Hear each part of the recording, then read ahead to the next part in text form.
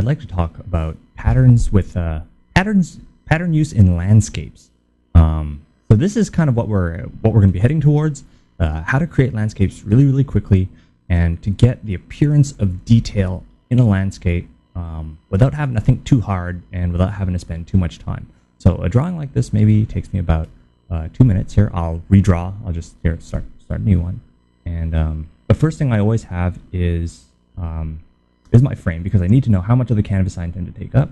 I always have some sort of little bit of vanishing point, a little bit of an area which I'm heading towards. And you'll notice that I don't use any of those traditional guidelines because I like to use my own perception of depth.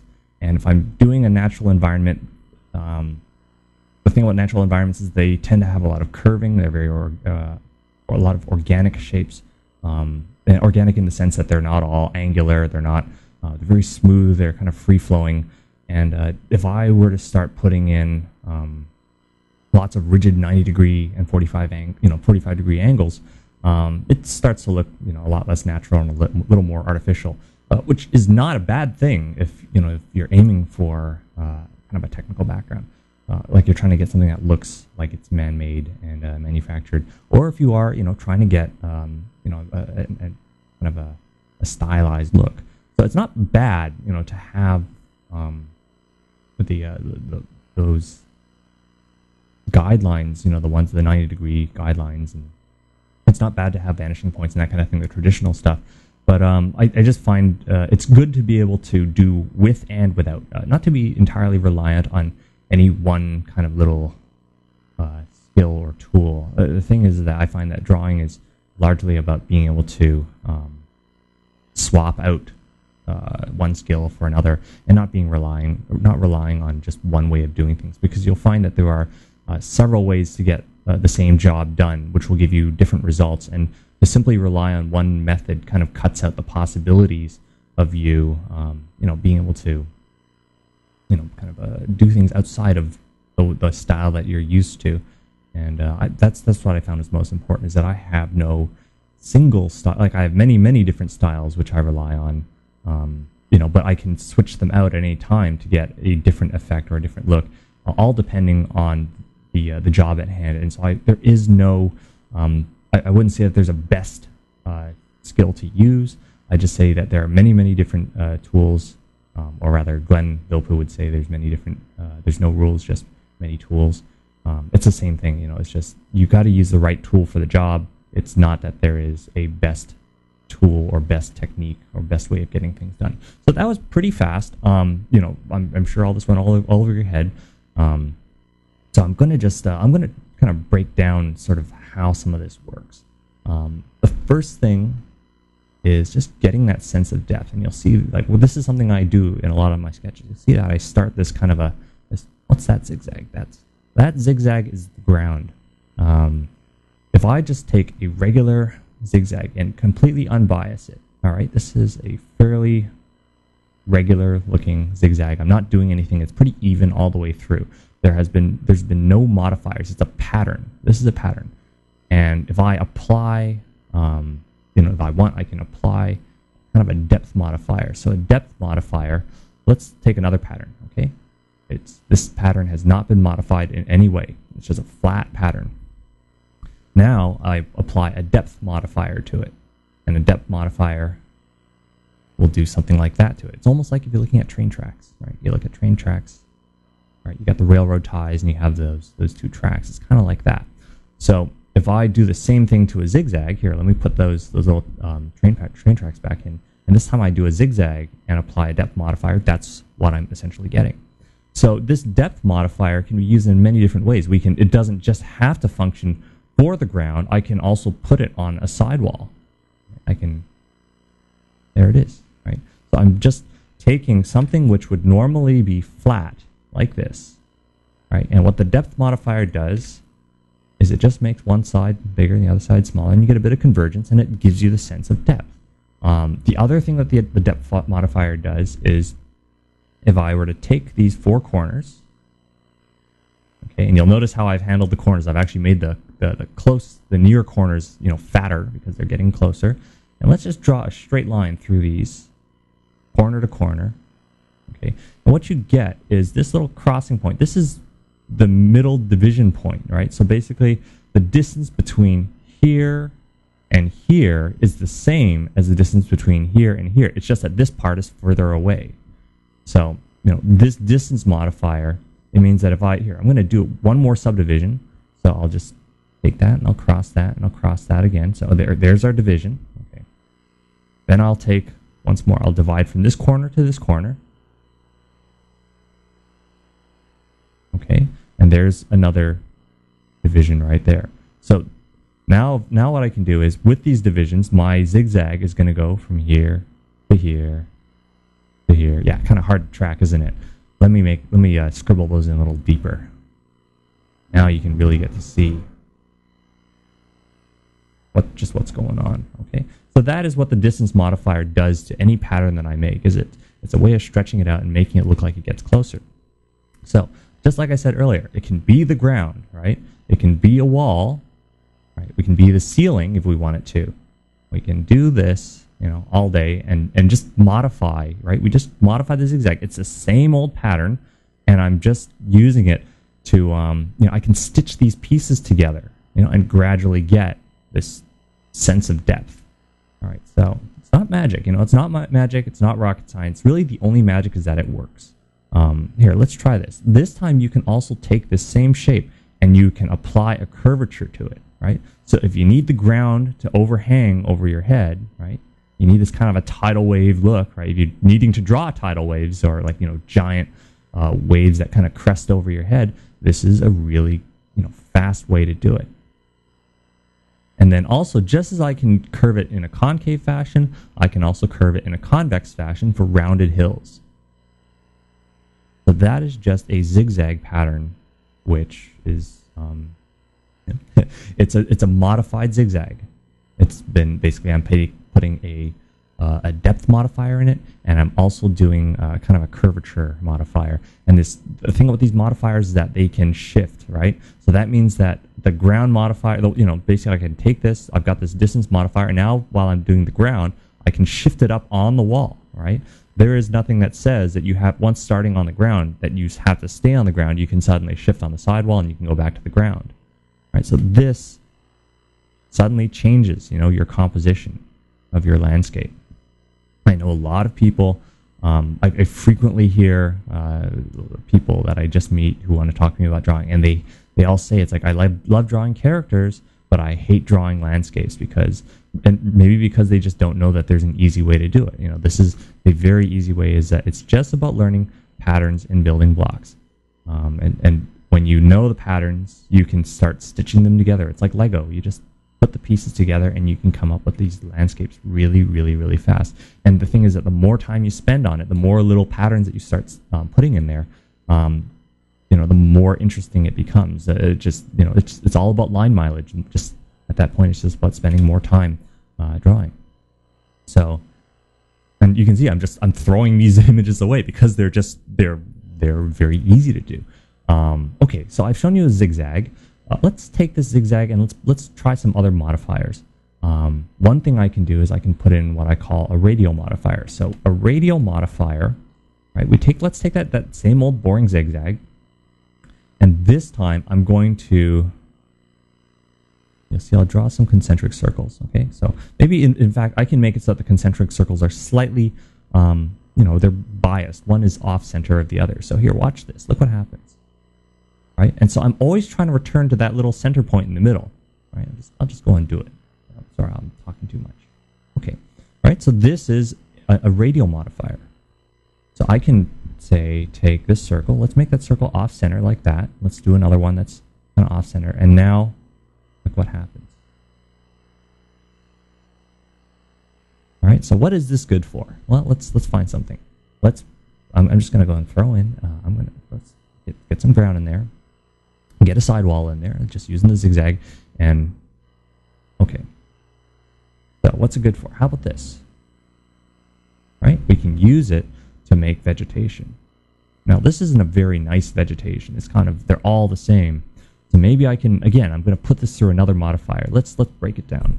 Let's take this one. Okay, we'll take this pattern, And instead of running it through a straight modifier like this, we're going to make it so that every other one of these points, I'm gonna put in a sine modifier, kind of something like this.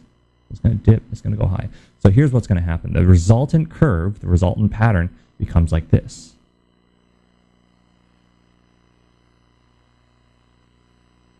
All right, so now every other one of these peaks is going to be halved. And maybe what I can do is I can also alter the frequency. Let's make it so that we bring the frequency of, let's bring these two endpoints together. All right, so it's a very abstract concept. Working with patterns, pretty abstract. It just seems it's a little deep to understand. Maybe a little, it's not a very direct way of thinking about it. But here, look what happens.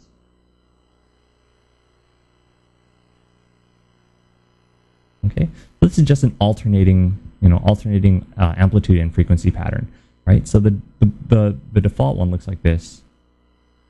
Look how much more interesting that is. So let's apply that now to a radial, let's put a radial modifier on that. So this is what I'm going to get, something like this. Isn't that better? That looks so much more like a plant. Maybe what I can do is I can do this, something like this, where I'll do small, large, medium, large, small, large, medium, large, right? So you can, even though the pattern's repeating, this is the funny thing, is that I'm doing small, small, large now, or you can do small, small, large, small, large. It's a pattern. We think to ourselves that patterns are boring. They're repetitious. We think to ourselves that patterns are, it's like once you understand the pattern, then there's just, we know all about it and it's boring. And I find that patterns, if you put them through enough modifiers and you apply one pattern against the other, you can get a lot of variation. So I think I don't rely on randomness to get a pattern, just simply because by the nature of being a human being, I actually suck at coming up with random values. I'm not good at that. But if I, cycle through a set of different patterns, I can get all the variety I want, and it's easy to reproduce my results. Now, here's another thing that I'm doing right now is I'm shifting the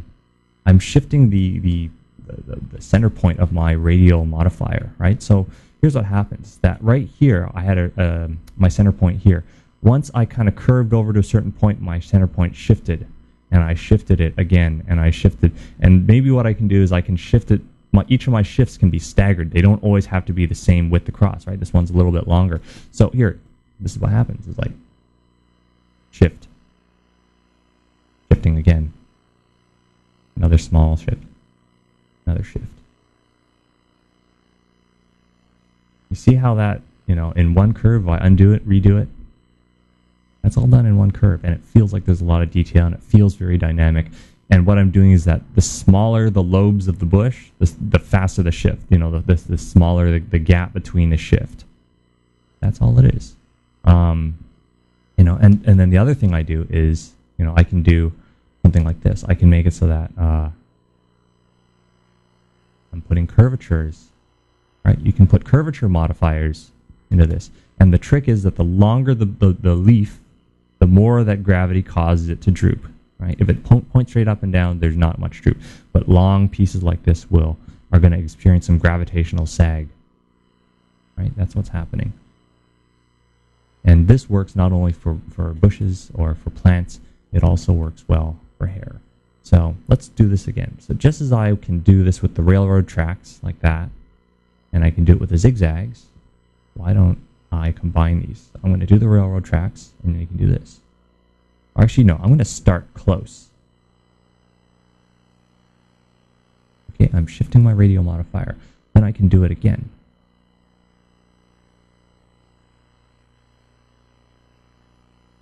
And again. And now what you get is a multiplane effect. Now this set piece, it's like a set. It's like when if you watch theater and they basically put all the things on strings, you have all your set pieces, they put them on strings and they lower them down to change the sets, right? This is the same thing.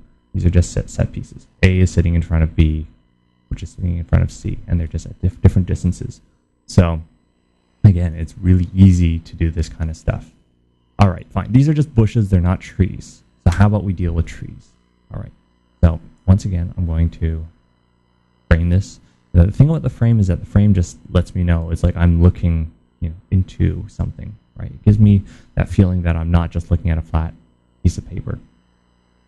And the thing is, I can still, wherever this frame is, I don't have to stay within the frame. It means that, look, that's like the initial, this is like the railroad track. The railroad track is now going outside of the frame, right? This frame is sitting at a certain point in space, and so now I can have objects that go into and out of this frame. Right, so I'll draw this arrow bigger because it's getting closer. Right, so that's the thing, is it's always about getting this optical illusion. All right, so trees. Sorry, I got distracted. Let's do this. So this time, instead of drawing, a fully detailed trees, most people I meet, for the first time, they hate dealing with trees. And so here's what you can do. You can do, this is just, again, it's the railroad, it's just the railroad track again. I've just turned it outside and I've broken the ties apart. I'm just moving, so the ties that are off in the distance, I'm making them smaller. And as you get closer, right? Just it's the same thing. It's the same thing. It's nothing new. I'm not doing anything. There's no rocket science. There's no science. The only magic, it's not rocket science. It's not magic. The only magic is that it works. So now I'm just bifurcating. That one was actually the frame edge, but that's okay. I can still do it. I'm just splitting.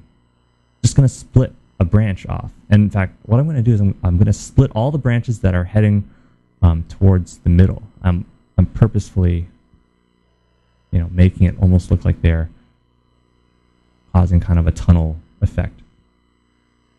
Right? You just have to split them once, then you can go through and you can split them again. And you can, you don't have to like, it's like you can do a few splits on each tree. You don't have to, do an entire pass.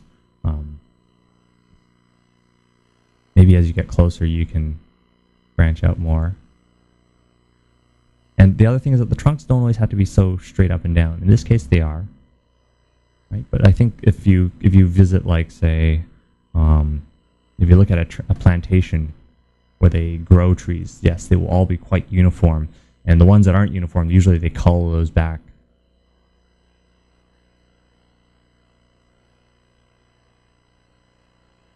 Because they're just trees, they're not people. If you're a person, and you're different, we don't cull you back, don't worry. But for trees, yes, we can absolutely cull those back. Okay. So anyway, so now that we have all these, branches out like that, right? So basically, wait, we've got a forest in winter. There's no leaves on anything. But what I could do is, let me just throw in a new.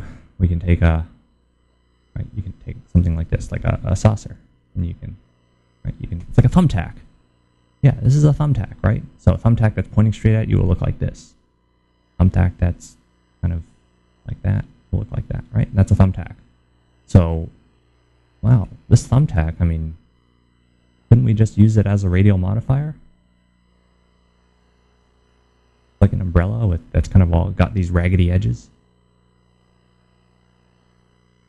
Right? That's not bad. We can use that.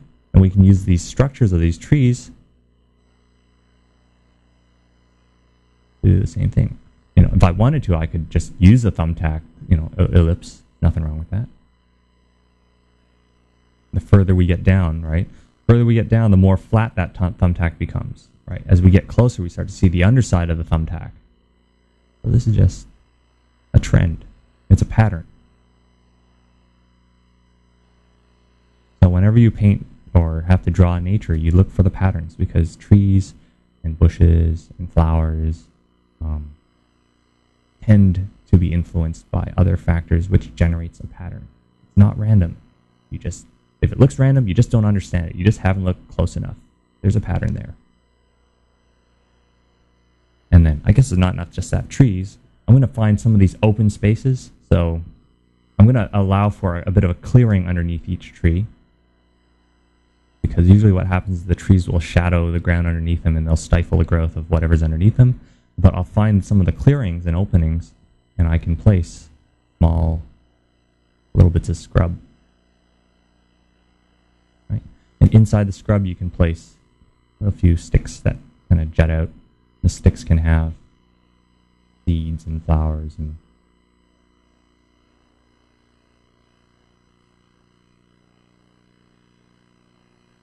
right. It doesn't always have to be zigzags like this. You can also use stuff like that, and you can have leaves like that. So there, that's all it takes now is just for me to spend more time on this. I haven't drawn in any ground, unfortunately. I just drew that one big zigzag, so you'll see it's like I kind of can't suddenly make this into a big canyon-like image. That initial zigzag is really going to affect you know, your first set of zigzags when you first draw the lay of the land. It's really going to affect you know, how your forest turns out. And here's another thing: is that just as I took right, just as I've been using, let me draw some landscape like that. Okay, right. So these are like these big planes or platforms, and I've been, you know, using them as a medium to stick these bushes on. Right. I can also take them. I can knock them over. So if I knock them over, right, I get this. Right. That's good for drawing the shadows. You just knock them over. You can kind of approximate. Now you get the shadows of those bushes. So it's casting down this way, right? Light's casting that way. You can just knock them over on the ground. Pretty simple. Or what you can do is you can use that as a way to deal with scrub ground. So let me just quickly draw in some simple ground. All right. And now I can use that.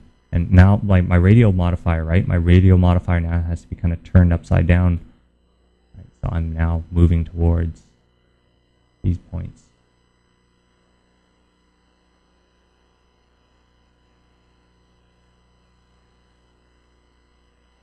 So now I'm drawing this kind of scrub.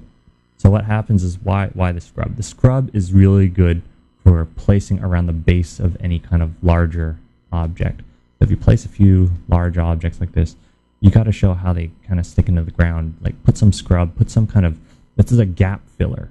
Right? It's a gap filler. It's a good kind of corner piece. It's right. It's good for just helping. It's like glue, right? It's that little bit of scrub on the ground in the middle near the plant. It's like nice, a nice bit of glue that doesn't just kind of stick out.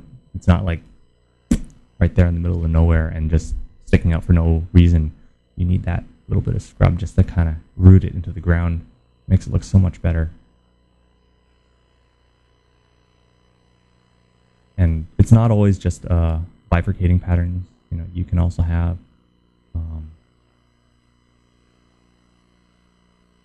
maybe what you can do is you can do a spiral.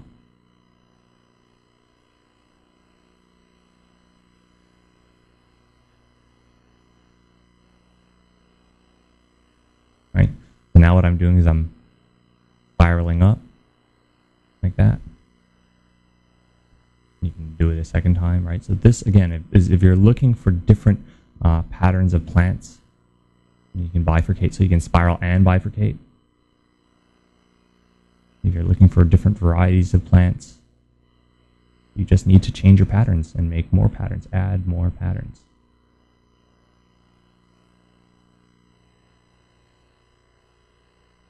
Okay. So, yeah, I think that's probably good enough.